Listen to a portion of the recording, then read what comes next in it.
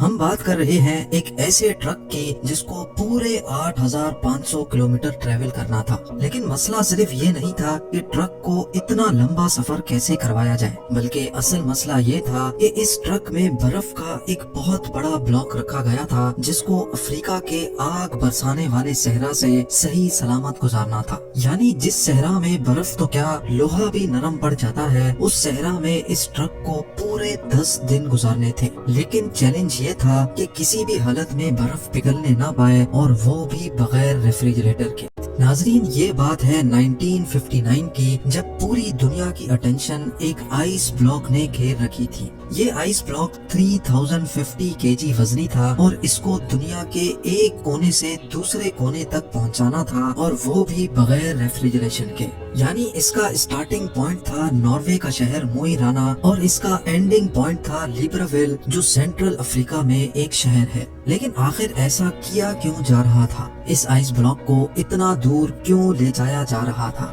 اصل میں یہ معاملہ شروع ہوا تھا ایک سال پہلے، یعنی 1958 میں۔ لکسمبرگ یورپ کا ایک ملک ہے جہاں سے ایک بہت فیمس ریڈیو اسٹیشن چلایا جاتا تھا۔ یہ براڈ کاسٹ ریڈیو لکسمبرگ کے نام سے پوری دنیا میں فیمس تھی۔ اس ریڈیو اسٹیشن کی طرف سے سارے سننے والوں کے لیے ایک انوکھا چیلنج رکھا گیا، اور وہ چیلنج یہ تھا کہ اگر کوئی بھی آدمی 3 ٹن وزنی آئس بلاک کو آرکٹک ریجن سے افریقہ تک لے کر جائے گا تو اس کو ایک بہت بھاری انعام دیا جائے گا۔ ریڈیو لکسمبرگ کی طرف سے یہ ڈیسائیڈ کیا گیا تھا کہ ہر کلو گرام آئس کے بدلے میں 1 لاکھ فرانسس دیے جائیں گے، جو آج کے دور میں $16,000 بنتے ہیں۔ ہر 1 kg کے $16,000 یعنی 3 ٹن وزنی آئس بلاک کے $48 ملین بنتے ہیں، جو واقعی ایک بہت بڑی رقم ہے۔ لیکن اس چیلنج کے کچھ رولز بھی تھے۔ پہلا رول تو یہ تھا کہ یہ آئس بلاک 1 پیس میں لے کر جانا ہے۔ دوسرا رول تھا کہ اس کو صرف بائی روڈ ٹرانسپورٹ کیا جائے گا۔ تیسرا اور سب سے مشکل رول یہ تھا کہ چیلنج کو پورا کرنے کے لیے ریفریجریٹر کا استعمال نہیں کیا جا سکتا۔ ریڈیو لکسمبرگ نے اتنا بھاری انعام اسی وجہ سے رکھا تھا کیونکہ ان کو اچھی طرح معلوم تھا کہ اتنا بڑا آئس بلاک آرکٹک ریجن سے افریقہ تک لانا کسی بھی صورت میں ممکن نہیں ہے، کیونکہ یہ کوئی چھوٹا موٹا سفر نہیں، بلکہ یہ سفر پورے 8500 کلومیٹر لمبا ہے، جس میں 2500 کلومیٹر افریقہ کا وہ صحرا ہے جہاں ٹیمپریچر 50 ڈگری سینٹی گریڈ ہوتا ہے۔ یعنی برف جو فریزر سے نکلتے ہی منٹوں میں پگھل جاتی ہے، وہ بھلا اس ہفتوں لمبے سفر میں صحیح سلامت کیسے منزل تک پہنچ پائے گی؟ ریڈیو لکسمبرگ نے یہ چیلنج تو دیا، لیکن یہی چیلنج ان کو کس مشکل میں پھنسا دے گا اس کا ان کو اندازہ بھی نہیں تھا۔ یہ چیلنج ریڈیو پر براڈ کاسٹ ہونے کے کئی مہینوں تک کسی نے بھی آگے بڑھنے کی ہمت نہیں کی، لیکن پھر برگر ناٹویک نامی ایک شخص نے اعلان کیا کہ وہ یہ چیلنج قبول کرنے کو تیار ہے۔ برگر ناٹویک، جو کہ ناروے میں ایک انسولیشن کمپنی گلاس فورٹ کا مینیجنگ ڈائریکٹر تھا، اس کا ماننا تھا کہ اس کی کمپنی جو انسولیشن مٹیریل بناتی ہے اس کو استعمال کر کے یہ چیلنج آسانی سے پورا کیا جا سکتا ہے۔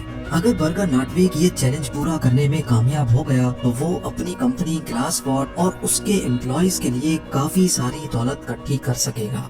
پوری دنیا میں یہ بات پھیل چکی تھی کہ ایک شخص نے ریڈیو لکسمبرگ کا آئس بلاک چیلنج قبول کر لیا ہے۔ اس کام کو انجام دینے کے لیے ناٹویک نے ایک ٹیم بنائی اور چیلنج کو پورا کرنے کے لیے کام شروع کر دیا، جس کی وجہ سے کئی نیوز پیپر کی ہیڈ لائنز میں ناٹویک کے چرچے ہونے لگے۔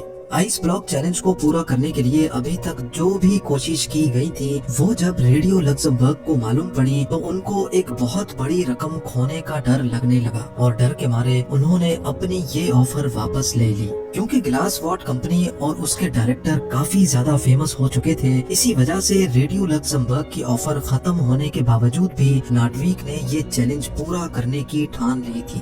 ان کا ماننا تھا کہ اگر ان کو پیسے نہ بھی ملے تب بھی وہ یہ چیلنج پورا کریں گے، کیونکہ اس کی وجہ سے ان کی کمپنی کی پبلسٹی میں اضافہ ہوگا۔ یہ چیلنج اب سٹارٹ کرنے کا وقت آ چکا تھا۔ یہ فیصلہ ہو چکا تھا کہ آئس بلاک کو ناروے کے شہر موئی رانا سے آل دا وے افریقہ میں گیبون کے شہر لیبراویل تک بھیجا جائے گا۔ آئس بلاک کو Denmark, Netherlands, Belgium, France, Spain اور موراکو کے بعد الجیریا کے صحرا سے گزار کر گیبون تک لایا جائے گا۔ نیٹویک کی ٹیم میں ایک انجینئر، 4 ڈرائیورز، ایک ٹرک میکینک اور 2 کیمرہ مین بھی شامل تھے۔ उन्होंने 3 टन वजनी आइस ब्लॉक को ग्लेशियर से काटने का फैसला किया, लेकिन इतना बड़ा आइस ब्लॉक एक ही साथ उठाना काफी मुश्किल था। इसीलिए 200 केजी के ब्लॉक्स को काट काट कर हेलीकॉप्टर के जरिए नीचे भेजा गया।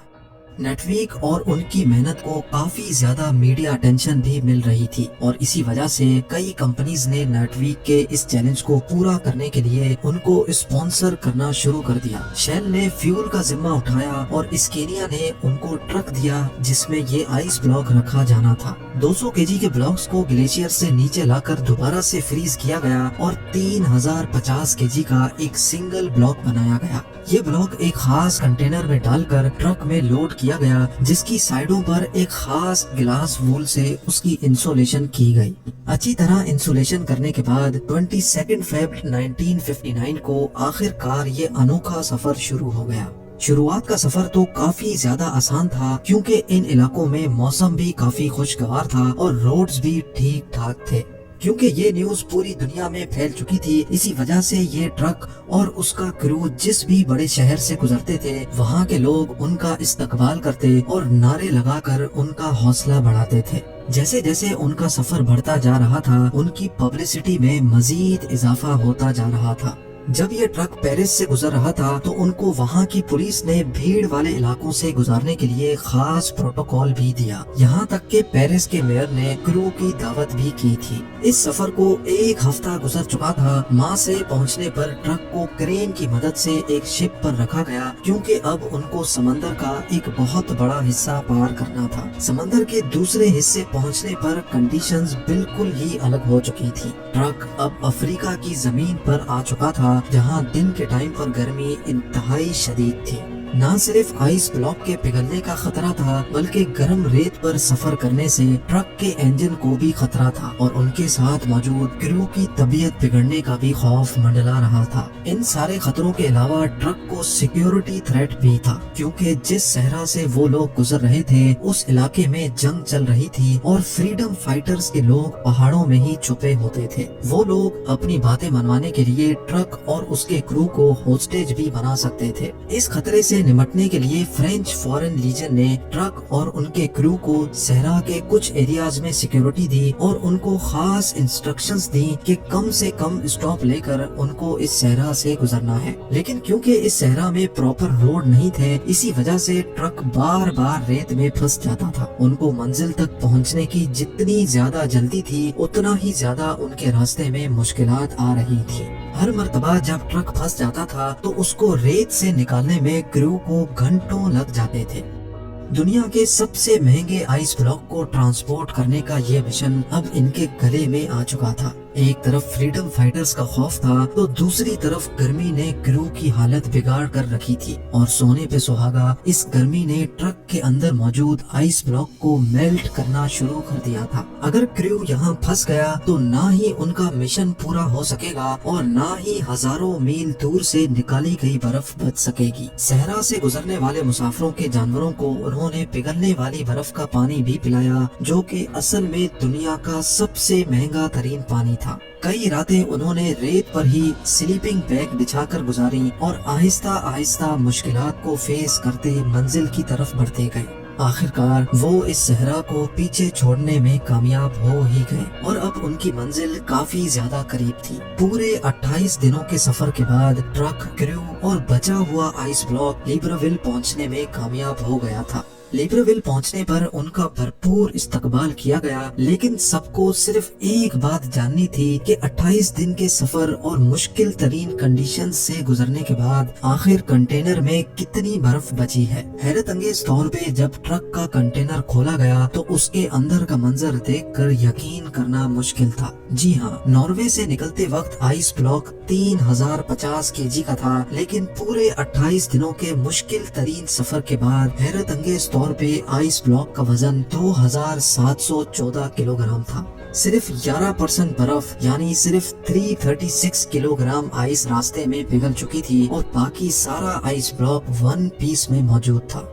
बेशक रेडियो लक्समबर्ग अपनी ऑफर से पीछे हट चुका था, लेकिन फिर भी ये चैलेंज पूरी तरह से कामयाब हुआ और ये बर्फ तोड़कर गैबोन के लोगों में डिस्ट्रीब्यूट की गई, जिन्होंने आज से पहले कभी भी बर्फ नहीं देखी थी। नाटवीक और उनकी कंपनी को कोई कैश रिवॉर्ड उस वक्त तो नहीं मिला, लेकिन इस पब्लिसिटी ने उनकी कंपनी की सेल्स पर 4 चांद लगा दिए थे। ग्लासफोर्ड आज भी ग्लावा के नाम से इंसुलेशन मटेरियल बनाती है और 1959 के बाद से इनकी पॉपुलैरिटी में मजीद इजाफा ही होता जा रहा है।